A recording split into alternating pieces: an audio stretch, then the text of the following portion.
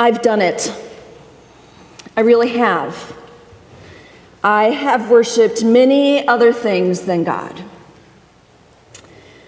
I didn't need to travel to the top of a mountain. I didn't need to be offered all of the kingdoms. I just wanted something small that I could worship in order to have a little control. Sometimes I worship my box of Tide and my washing machine.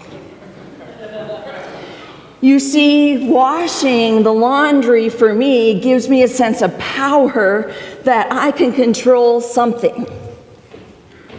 Now that sounds a little silly until you realize that sometimes I put in wash and tend to wash when maybe I should be doing something else. Do you ever do that? Do you ever do a job that maybe you shouldn't be doing at that time because it gives you a sense of control over something else?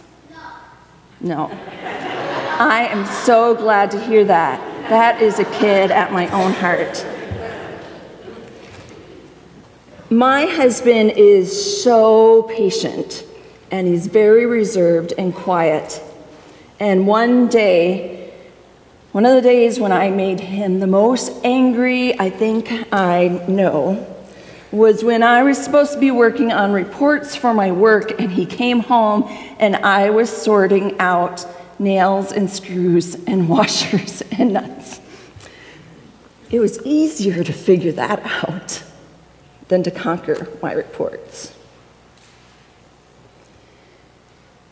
As you may well know, I grew up on a farm, and farming is more than a job. It's where we lived. It was the ground under our feet, around us. It was the dust that we brought in when we were out in the field. It was the songs that we sang, walking beans, loud and obnoxious. Every day we were surrounded by the crops or the fields that were waiting for the seeds.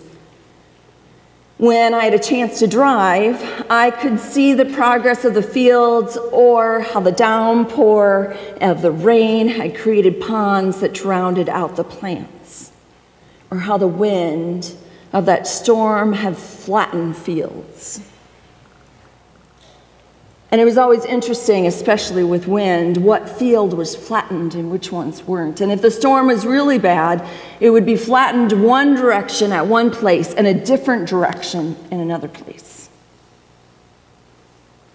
As I grew up, when the sky turned green, there was this pulse of anxiety that would go through every member of my house.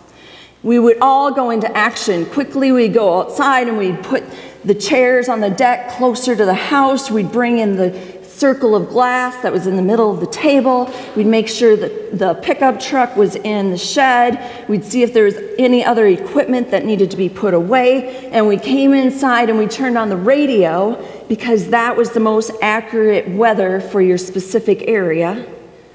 I don't know if anybody else remembers that era.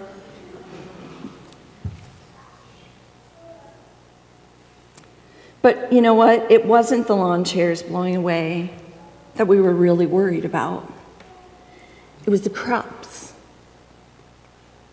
and how I'd pay the bills for the next year, and if there would be a harvest or not, or if replanting needed to happen.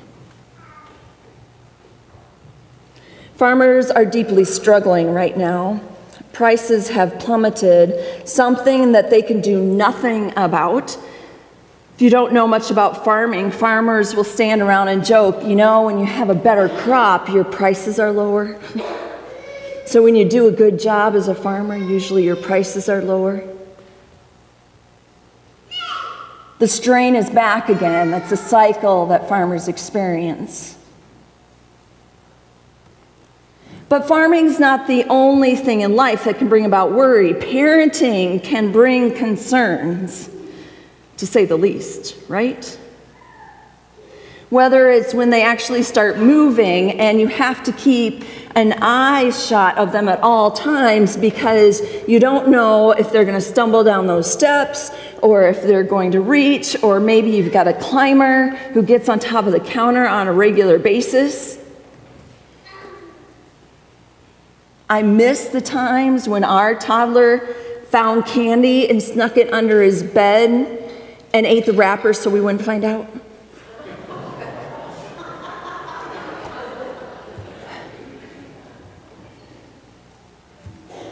The gasping breath of an infant, that wheezy noise, that can make a heart race in any parent. The struggle of the teen to decide what to do after high school, or even worse, that struggle of the teen who won't tell you what's going on, but you know there's something wrong. The adult son going through divorce, who you see somber in a way you've hardly ever seen before. Parenting has great moments of joy, and it has moments of deep desire to intervene in any way possible. Please give me just a little sense of control over this. You see, there are times when I want power over some things.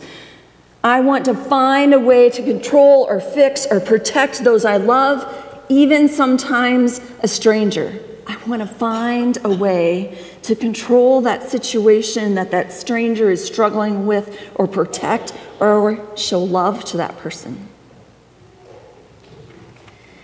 And there are times when I wonder, what's God really doing these days? I mean, I know it's a big world, but this is what he signed up for. You can find me telling people who are worried about someone else, nag God. Now, I know that sounds a little silly, but who's supposed to be taking care of those that we love, right? We can't be there all the time. So I tell people, nag God. God made a promise. So nag God to show up in that person's life. Do whatever needs to be done that you or I can't do for them. Bring the right person into their life. Help them in whatever need they have. Nag God.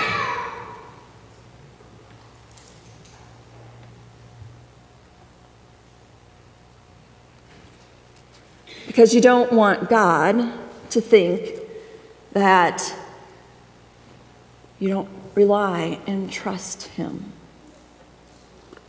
So nag God. It's just fine.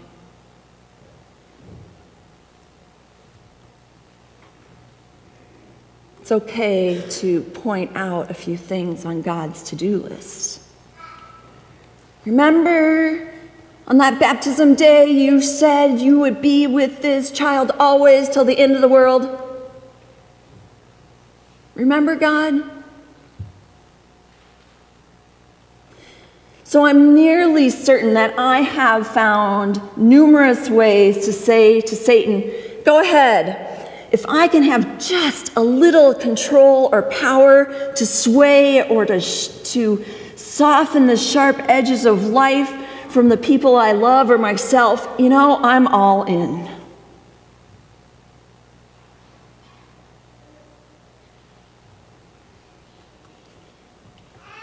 Jesus didn't show up in a bubble when he went to the wilderness. He had lived life. He had been a child. We don't know many stories. There's just a few there. He had relationships, friends, family. I'm certain he knew a little bit about what was going on in the town. And because it was such an agricultural place, I'm sure he knew what it meant when there was good weather or bad, whether it rained or the sun shined. So when he went off into that wilderness, I wonder what struggles in the community broke the heart of Jesus. I wonder who the people were that Jesus so wanted to give hope and encouragement to. I wonder what names and faces came to him on a daily basis while he was away in that wilderness. I wonder how many times he rushed along with other people in an area because of a green sky that called out danger, or the sharp cry of another human calling out for pain. I wonder how many situations were woven into his life that came with him when he went out into the wilderness.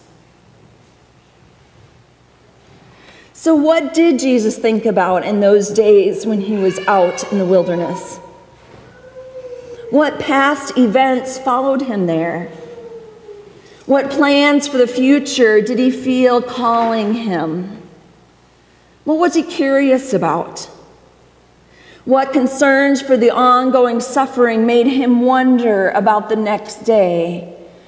Or curious about, I'm anxious to see this person when I come out of this wilderness.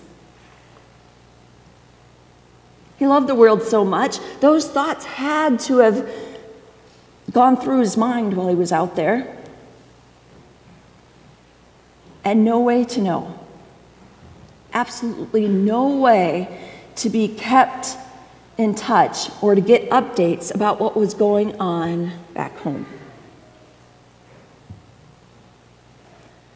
So in the midst of that situation, in the midst of Jesus, who had this huge heart and who had already built these relationships and had these past experiences and was wondering about the future, just like we all do, past experiences, wondering about those around us, wondering about the future, I just wonder what it was that Jesus was able to hold on to so that none of the offers of power, control, understanding, influence, protection, none of those things swayed his belief that only God was in control.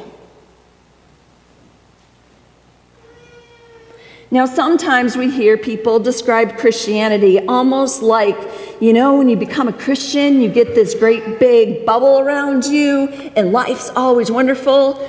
And when I hear that, I think, did you read the whole story? I don't think the cross was quite a bubble. Do you know what happened to Jesus? So he didn't understand God as, my life has always been wonderful, and things have always gone well for me, and we've had no sickness or injury in our life. I've seen no pain or struggle. And so if everyone could just pray like I do and have God like I do, that's not what was going on in Jesus' life. So what was it that allowed him to hold on to God's promises and to push away all of the offers of power and control? How is it that Jesus stayed true to his proclamation, worship the Lord your God and serve only him?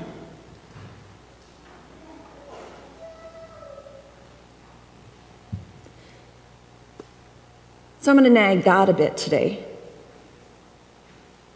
Jesus, I ask you to help us. As we hear your word, and as we read over and over and hear the stories to learn about the grief and anger and sadness in your life, let alone the physical pain, help strengthen us to proclaim with you that we will always worship the Lord our God and serve only him. Amen.